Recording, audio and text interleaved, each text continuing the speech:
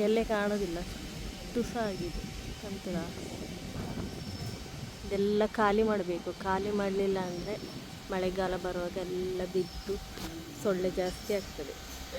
Hi ಎಲ್ಲರಿಗೂ ನಮಸ್ತೆ. ಮನೆ ತಿಂಡಿ ಯೂಟ್ಯೂಬ್ ಚಾನಲಿಗೆ ಎಲ್ಲರಿಗೂ ಸ್ವಾಗತ. ಒಂದು ಹಲಸಿನ ಹಣ್ಣು ಸಿಕ್ಕಿದೆ.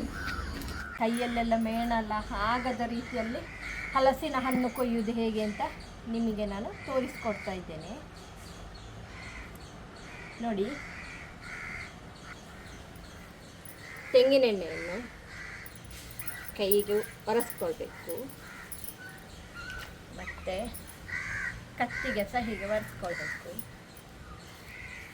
ಹೀಗೆ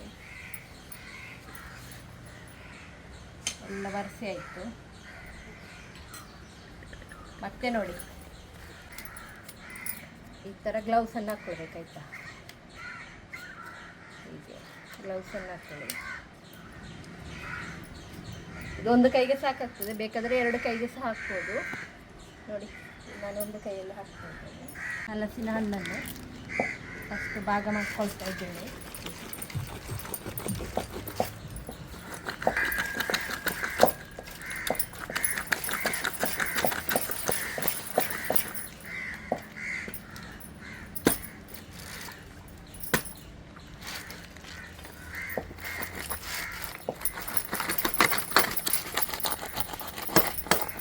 ನೋಡಿ, ಭಾರಿ ಒಳ್ಳೆ ಹಲಸಿನ ಹಣ್ಣು. ನಿಮ್ಮಳ ಘಮ ಘಮ ಅಂತ ಬರ್ತಾ ಉಂಟು, ಹೇಳಿದ್ರ. ನೋಡಿ, ಈ ಕೈಗೆ ಸಹ ಗ್ಲೌಸ್ ಹಾಕ್ಕೊಳ್ತಾ ಇದ್ದೀನಿ.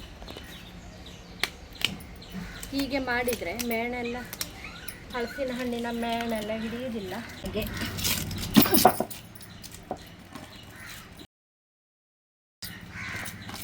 ಹೌದು, ತುಂಬ ನೋಡಿ.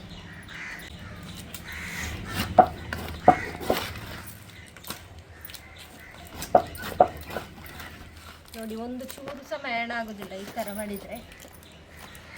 ನೋಡಿ ಎಷ್ಟು ಒಳ್ಳೆ ಹಣ್ಣಾಗಿದೆ ನೋಡಿ.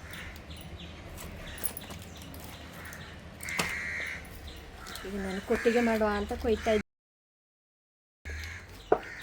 ನೋಡಿ,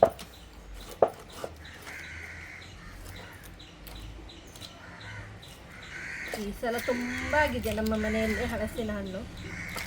ಎಂತ ಮಾಡೋದು ಅಂತ ಗೊತ್ತಾಗ್ತಾ ಇಲ್ಲ, ಅಷ್ಟು ಹಲಸಿನ ಹಣ್ಣು ಆಗಿದೆ. ನಿಮಗೆ ಬೇಕಾದರೆ ಬಲ ಕೈಯ ಗ್ಲೌಸು ತೆಗೆದು ಸೊಳೆ ಬಿಡಿಸಿ ಹಾಕ್ಬೋದು, ಯಾಕಂದರೆ ಎಣ್ಣೆ ಉಜ್ಜಿದ ಕಾರಣ ಮೇಣ ಆಗಲಿಕ್ಕಿಲ್ಲ. ಒಳ್ಳೆ ಹಲಸಿನ ಹಣ್ಣು, ಒಳ್ಳೆ ಹಣ್ಣಾಗಿದೆ. ಉದ್ದ ಉದ್ದ ಸೊಳೆ ಹಲಸಿನ ಹಣ್ಣು ತುಂಬ ಆಗಿದೆ. ಮರದಲ್ಲಿ ಮರವೇ ಕಾಣೋದಿಲ್ಲ ನೋಡಿ, ಎಷ್ಟಾಗಿದೆ. ಎಲೆ ಕಾಣೋದಿಲ್ಲ, ತುಸ ಆಗಿದೆ ಕಂತುಳ.